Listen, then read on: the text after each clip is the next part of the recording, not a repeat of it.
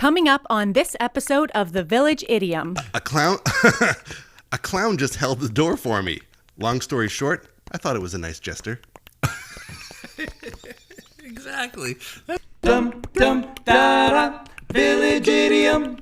Hello and welcome to the Village Idiom. We are a podcast that every week we choose a popular saying. We take an admittedly shallow, hopefully comedic, once in a while interesting, if we're lucky, educational, dive into its usage, its meaning, its origins, but we usually just use it to hang our otherwise directionless conversation on. My name is Jurassic Mark. I am skinny. I'm so skinny this time of year. The eggnog is flowing fast and free. Who isn't? Okay, right. Speaking of eggnog and all things Christmas, I'm going to jump right into this. Sure. The advent calendar that you received from BeetleBat. Yes. Have you been doing it? Okay, so I'm a few days behind, I will say. Okay. Like maybe 3 or 4 days behind, but loving it. Yeah. And more challenging than we thought it was going to be. Okay. So that was going to be my question, because if you remember, I got the beginner level and you got... they're out of 5 levels. I think you got the 1 and I got the 2. Okay. Yeah. So it's not like it's on 4 and 5. Right. Yeah, it's all relative. Right. So, but even the 2s, it was like, there's a lot of clever tricks happening inside there. Yeah. I've been impressed. I mean, it's, again, level 1, so we're getting through it pretty quick each time, but it's cool enough that I'm like, that was well thought out. Way better than Absolutely. I thought advent calendar version of an exit had room. to use the hints a couple of times, and one was so like, even after the hints were like, just tell us the answer because I don't know what you mean. Like, it was so like weird. Well, does yours have the fold up for hint 1, fold up for hint 2? So hint 1 isn't even a hint on mine. No, so it regurgitates what you already read. It's like you've got to be moronic already. Like, you might as well just go right into to hint 2. Yeah, that's what mine's like too. Yeah, look at the big ones. I've been doing it with my son, and we had to get a hint once. But you know what? To be fair, you know, sometimes even in a real exit room, when you cave and you ask for a hint, there's times where you're like, stupid, we should have gotten that, and other times you're like, okay, I'm glad I got a hint. I would have never gone there in my mind. Yes. And that's... For sure. That's what this felt like. It was like, okay, well... But it's been so actually, fun. There's 3 versions of getting a hint in an exit room. There's one, like, stupid, we should have got that. No, level 1 is like, hey, here's what you already should know. No. I mean, in a real exit room, you buzz for a hint. There's 3 versions of what happens when you get that hint. The first one is, stupid, we should have got that. We're such idiots. The second one is, okay, thank you. That was helpful. We were off on the wrong really would have not track. got that. The third one is, you need to fix this puzzle. Yeah. Because nobody will get this without the hint. Yeah, I've had a 3 and a 3 and a 2 and a 1.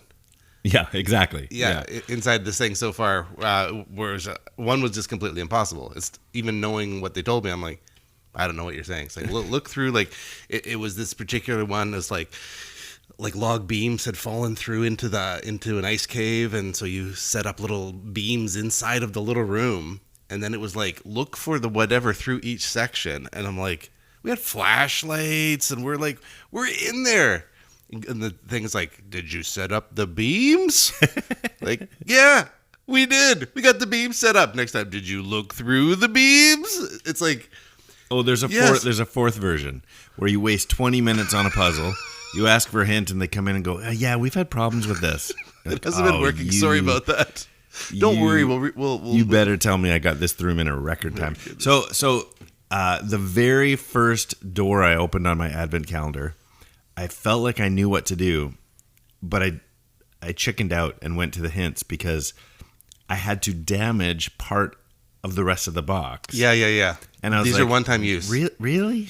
Do I actually do that? Right. So rip the front off the whole thing and shake out all the contents. Yeah, before I did it, I'm like, okay, I'm gonna cheat because I just don't want to wreck the rest of my game. But yeah, it's been really fun. Yeah, there's some reviews on the company that puts out, like, I'm blanking out for the company name, but this one guy who reviews all these exit board games, exit whatever, he's kind of done with them. He's like, I've kind of seen it all. Now it's regurgitated versions of the same thing because there's only so much you can do in a board game or a take-home version of an exit room. And even he was like, but these advent calendars are fantastic. Yeah, it's been great. I definitely enjoy it. Yeah. Thank you, Beetlebat, again. Yeah, it's like such a, it's like the gift that has kept on giving for sure. Yeah. And so we're get a couple days behind because we like going to the hint is like the last resort. We got to be into like the next day, maybe the day after that before we cave. It's like finally. Oh. So Deb and I do it together. Yeah. And then it's like going sideways, so we rope in the children. Emma's really great at it.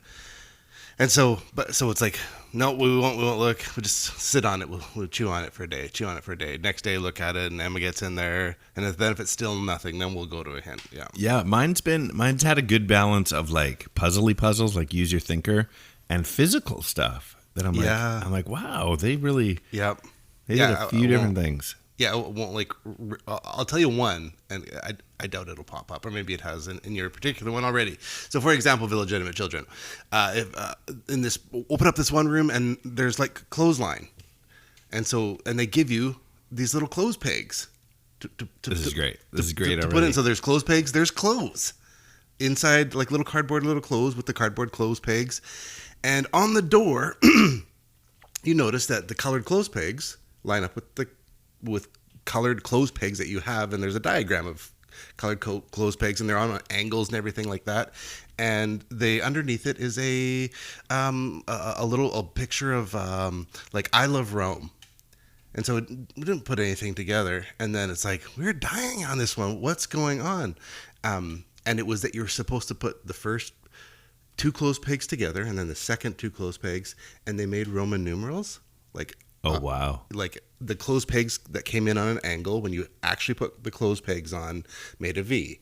And so the one clothes peg down. Wow. So it's like IV. So the first one is a 4. Yeah. And then the one after that was like the VI was a 6. And then Wow. 2 singles, which was a 2. Yeah. And so it was like, you're like, it's like, oh, it's odd when you said, why would they have a picture of like, I love Rome? It's so random. Roman. Yeah. So like they're giving it to you, but it's like, oh, that's actually really clever, but actual clothes pegs on a thing. Yeah. That's cool. Yeah. That's cool. So if you come across that one, sorry. Yeah. I doubt they're going to be the same. They're not going to have similar puzzles. Otherwise, they wouldn't have repeat customers. Yeah, maybe that's it. But anyways, The storyline of ours has been ridiculous, though. Like, it's so comical. It's like literally, without giving anything away, there's some time travel involved, and in one room, you're in Mariah Carey's hotel room. And it's like the stickers on her luggage has something to do with it. And the next one, you're in Sherlock Holmes' office, and the next one, you're in Steve Jobs' garage. Like, that's crazy. That's funny. Like, this is getting stupid. But the storyline is it's kind of like our podcast. The storyline is just to hang the puzzles on, because it's really almost irrelevant. Which is ironic because today's idiom is the exact opposite of what we've been doing. That's true. For the opening of this podcast. I thought this person in particular would be a great person to introduce today's idiom. Listen to this here. Well, to make a long story short. You know who that is. Yeah, of course. Classic storyteller. Cliff Clavin. Cliff Clavin, who never tells a short story. John Ratzenberger or something? John Ratzenberger, yeah. So to make a long story short. To make a long story short. Yeah, no, I can't even do his accent. But to make a long story short, which is what we've been doing today, which is what we have not been doing. Making them long. Yeah. For no reason. I'm not a big fan of short stories. I think detail matters. Okay. Used to drive my wife crazy because she would start to tell a story and I would just put my head down. And she's like, "Are you hating the way I'm telling the story?" No, it's fine. Well, so on some things you like detail, but if you come at me not with a as story, listener, and then it dribbles off into like non-point, I want something at the end that is gonna pop. It's like, absolutely. So you dragged me through all those Norm Macdonald details. You better get somewhere with it. It's true. Yeah, and then if it's at the end, and so that was a crazy day. You're like, you remember that movie you were in? That was awesome. Chris Farley. Yeah. It's so cool when you wrap did it that. up with, or you just feel like you have to wrap it up with. I laughed so hard. It was hilarious. was so funny. Okay, because you're retelling, not so much. Yeah, exactly. That's great. So I did come across these are as I was scanning through the interwebs looking for things and make a long story short, it turns out that there's like a little genre of jokes. Okay, so make a long story short. Did you find some as well? I never go looking for jokes, but I found some, and I'm like, it was an endless list, but I grabbed a couple. I grabbed some too because I got two. You got two. We'll leave one hanging at the end. Okay, well, you tell me what, because I pulled up 5. Well, I don't want to take your... Oh, I see. So you go first. Okay, this one made me laugh. She kept staring at my lips the whole time, so I kissed her. So, long story short, I'm learning sign language now. It's funny. Long story short. Okay, my dad has the heart of a lion. Long story short, he's not allowed to the zoo anymore. Okay, my turn. So, okay. I was gonna weave this one in just as a personal story, but I reported to the police that some thieves had stolen my suitcase. The matter got taken to court. Long story short, I lost the case. Yeah, that's a good one. I was grabbing a burger for dinner, and the waitress's name tag said Pat. Long story short, I'm banned from Burger King. What? Her name tag says Pat. Oh. Reached over and patted her name tag. I didn't get it. Yeah. They're like that, though. They're kind of corny. But because you said Burger King and her name was Pat, I was thinking like a patty? patty. Oh, I And so see. I'm Yeah. Oh, what? no, I think going at Pat so that it could be generic, the boy or girl. Why? What does it do? But is this what's happening? I know what's happening. You're Something's patting happening. me. It's my name, not instructions. Exactly. I would have little pen marks all over me if people did that. Mark. Okay. I recently bought a toilet brush.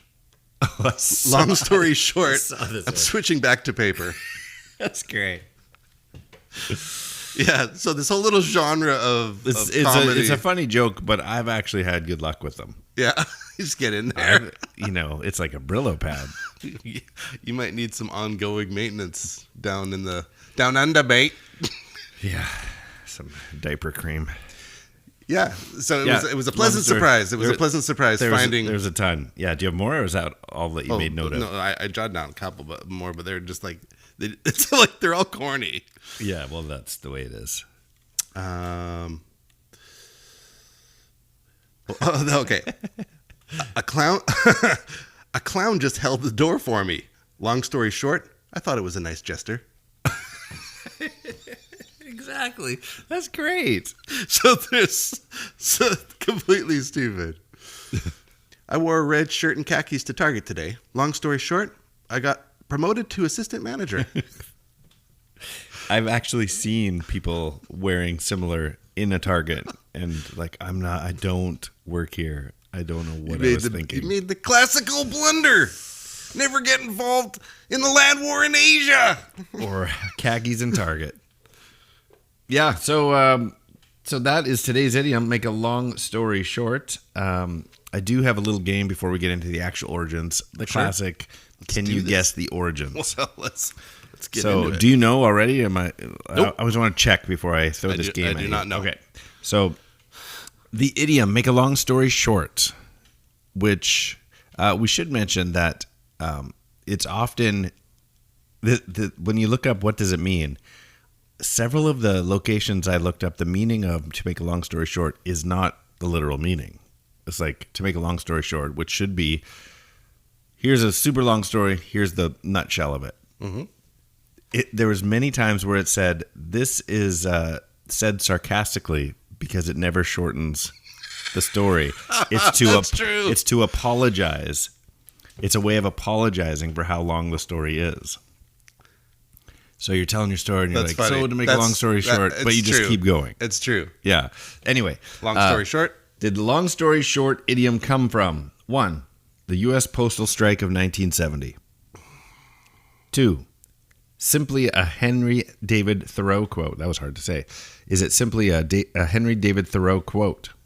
3, did it come from the popularization of telegrams? I'm going to go 2 because I think one is right out of their Telegram.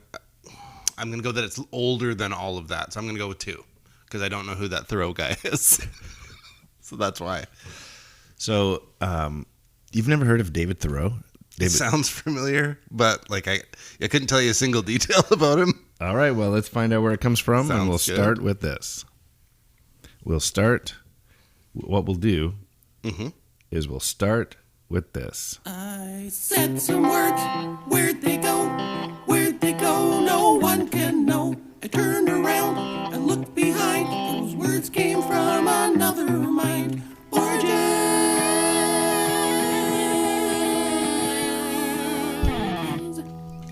All right. That little guitar solo never gets old. It's been, 2 years? Let's sing that. I love it. You will be happy to know that the U.S. postal strike of 1970. 4 years. That we've been using that guitar. Yeah, we got it in like the first few weeks. Wow. And we've been at it for 4 years. So Wow. I'm continue. telling you, hard work and consistency. If people want to know what's the secret to our success, hard work, consistency, never giving up. You could put in effort and just keep at it and still amount to nothing. That's the moral of the story. Effort. Okay, so the U.S. postal strike of 1970 is a real deal. No. And so letters were getting... Well, I wasn't disputing that it was an actual thing. I just disputed that it was part of the... So letters origin. were... Long letters were making the mail heavy. Oh, okay. And so it became a slogan of the strike. Make your long story short. Call people and don't use us at all? No, like write shorter letters. Okay. Anyway, it's not from that. And none of that is true. None of that is true, except it was a big strike in the 70s. Okay. So the idea of abbreviating a long-winded account is obviously ancient, and everybody from the beginning of language wishes certain people's stories were shorter, but this precise phrase dates only from the 1800s. And you are correct. Henry David Thoreau played on it in a letter in 1857, and this was the quote: "Not that the story need be long, but it will take a long time to make it short." That is awesome. Which totally plays into what we just said about people usually keep talking. So listen to the wording of that sentence. Okay. Not that the story need be long, but it will take a long time to make it short. It's great. It's a good quote. I liked it. I like that just not knowing was the answer. I felt like it was like I was reliving high school exams all over again by just picking B or something. Oh, I see. Yeah. So that is from...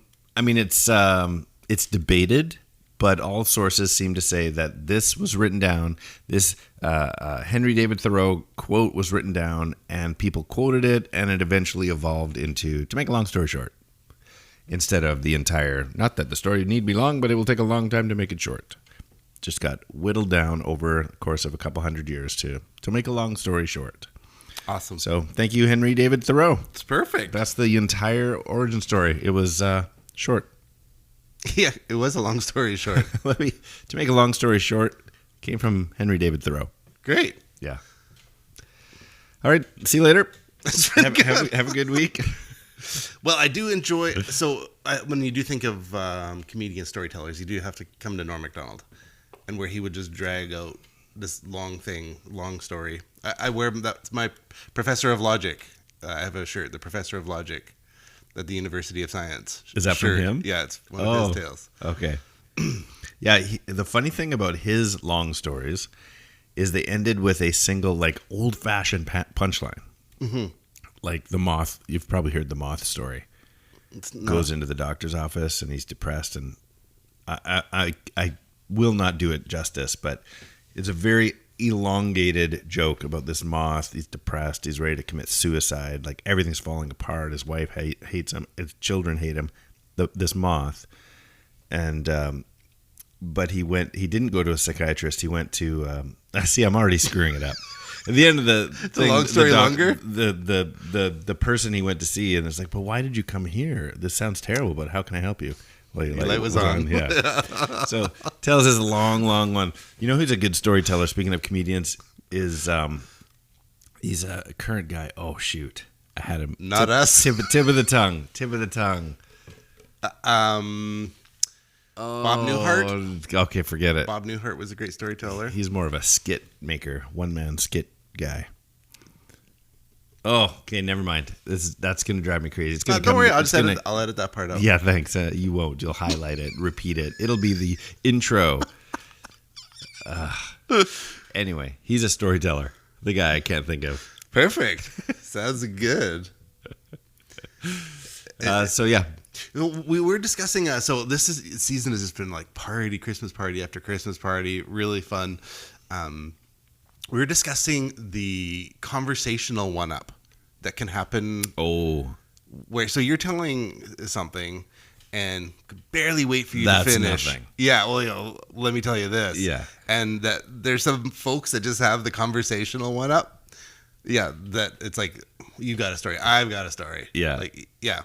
As opposed to just like listening in. And so it's tricky sometimes when you do have a story or you've done some interesting things with your life, but you don't want to be that guy. Yeah, I find myself in that position all the time.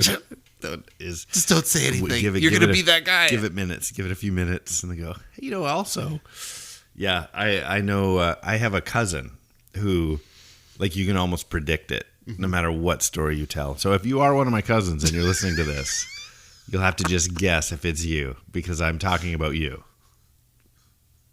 Anyway. You probably don't know. You have no idea who you are. You probably don't know it's you. Yeah, it's just a funny phenomenon in the storytelling, and I think people you want to participate. Yeah, and so you want to in and engage, and not just like, okay, like, oh man, that person was a total bump on the log the way they just sat there and didn't engage. But you also don't want to feel like, oh, you told the story, now I've got a one up, and when people jump in. And then there's no ending to the story, and it just wrecks it, and then everyone just goes away and goes and gets more snacks. Yeah. So okay, good. I don't know if you remember, for a season I had a fake one-up story. Mm-mm. So you have to remind me. Anytime somebody was telling an elaborate story, it's like, oh wow, and I would just chime in immediately after and go, oh, so the other day or a while back, I guess, and I would kind of embellish it with no point. Like it would be, the other day, or maybe it was Wednesday. Couldn't have been Wednesday. Wednesday I was at work doing must have been Monday. And you're getting nowhere with it, right? It's stuff that's just meaningless to the story. I went to Stanley Park and I had some popcorn in my hand and I sat as still as possible and a squirrel came up, ate right out of my hand. That was the end. Exactly. And that's it. That's exactly what I'm talking about. But it's not a one-upman. It's a terrible story. Right.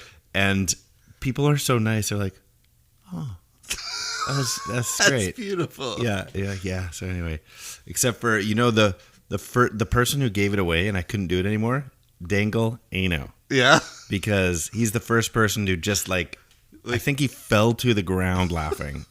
The story is so terrible. He knows what's happening. He was the first person to know that I was doing it intentionally. I don't think people are aware of. Maybe people like us, the dryness who find enjoyment in wrecking things. And that so if there's no one laughing but we are, it's awesome. It turned into the thing where everybody knew I was going to do it, and so I didn't even have to. It would just go, there's this one time, and people would start laughing. I'm like, okay, it's over. It's been years now. Can't use it anymore. That's good. It's always good if one person though knows. If just one, that joke was just for that one person. They know, yeah. It's the whittle it down till just 6 people are laughing. Yeah, like good old Tosh joke. Yeah, awesome. Well, we're heading into the home stretch here. We should get into some riddling. Man, time is flying. To make a long episode short, well, Riddling is a game we like to play. It takes a 2-part trivia-based question, requires a 2-part but overlapping answer, overlapping by syllable, sound, word, or words. So, for example, let me give you an example. If you'd like an example, I'm going to read you one. Last week, our episode number 205, the idiom du jour was last but not least, and the riddling we left you with was, the expensive front seats of a plane are the end, yet still valuable. The expensive front seats of a plane are the end, yet still valuable. So, idiom was last but not... First first class, but not least. That's it. First class, but not least. So you got two answers. First class, last but not least. The correct answer is first class, but not least. And that is how you play riddling. Awesome. Well, I've got a couple prepared. As do I. Well, I'll get the ball rolling here. Grab some of that low-hanging fruit. Okay. I tried hard to not because it was limited. Okay. Abbreviating an extended tale. Abbreviating an extended tale with a narrative smaller than a novel. To make a... Okay, yeah, read it again. Abbreviate an extended tale with a narrative smaller than a novel. I'm going to go with to make a long story short story. Yeah. That's great. I love when you get the doubles like that. Good try. You're on a couple weeks in a row, I think. Okay, let me give you one. Sure. The Legitimate Children. Beat me to the punch. Oh, I was going to mention that Kirstie Alley died last week. Long story short. Who did the late Kirstie Alley replace on Cheers? But keep your answer brief. Who did the late Kirstie Alley replace on Cheers? But keep your answer brief. Shelley Long Story Short. That's it. Diane. Yeah. Really? They weren't on at the same time. No. Wow. Shelley Long. Story short. Crazy. That kind of junk is wedged into the brain. What was Kirstie Alley's character's name? I remember Diane more than I... Yeah. I don't recall. Yeah. Rebecca. Was it? You can say Rebecca. anything at this point. Jocelyn. Yeah, that sounds about right. Shaniqua. That might not be it. Okay, go ahead. Okay, second one through here. You know when you're going through. You make yourself I feel laugh. like, oh, that's no fun. idea where this is going. Yeah, it's completely ridiculous. Apparently, it scales down a tail. For you. It was hard to hit that one, wasn't it? Yeah. Apparently, it scales down a tail for Yuletide cookies. Oh, that's a good one. Do it one more time. Give everybody a chance there. Apparently, it scales down a tail, T-A-L-E, for Yuletide cookies. That would be to make a long story shortbread. That's it. Mama loves shortening. Yeah. All right. Well, I got one more, but why don't you do the honors of telling everybody how they can play along? The Legitimate Children, I beseech thee, reach out to us this fine Yuletide season. Festivus is upon us, and we need to hear from you at Instagram, at the.village.idiom, or email us, thevillageidiompodcast@gmail.com, or whether it's the Facebooks, the YouTubes, or the Twitters, at 3 Minutes Gone. Very nicely done. All right, here is the final riddle link of the week. Oh, man. I wonder if you'd be able to get this one. I'll think about it, and if I don't get it off the top of my head. If anybody gets this one, I'm mailing them bonus stickers and a scratch and win card. Oh, my goodness. Merry Christmas. Keeping a tale brief is who and why 50 Cent said go in the club. It's a hard one. Yeah. Keeping a tale brief is who and why 50 Cent said go in the club. In the club. In the club. And that is 3 Minutes Gone. Yeah, if it doesn't have anything to do with Curtis Jackson, then I'm out. So that's it. But then you should get this. Yeah, no. I don't think I do. I think you're messing with me. Okay, fine. Well, it was fun putting today's episode together. We have one more before Christmas, I believe. Oh, so exciting. Christmas time. Right around the corner. You know, if you know, people buy those little Christmas villages, yeah, like decorate them, have a little over their nativity mantle. thing, or? No, not the nativity, but like a village, an ice skating pond, and they buy houses. Next year, they're going to buy a little church, and they put fake snow around it. Yeah. There's something maybe we should offer that, but it's Christmas Village Idiom. Wow. Christmas Village Idiom. We can always work on that for next year. Okay, next year.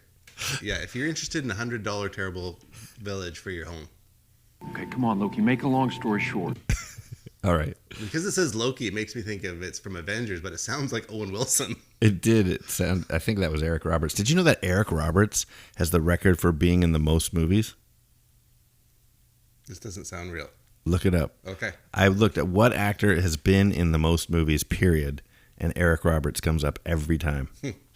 That's funny. Yeah. Anyway, to make a long story short. Let's drag this out. I'm Skinny, I'm Jurassic Mark. and these are the Village Idioms. Last 3 minutes gone.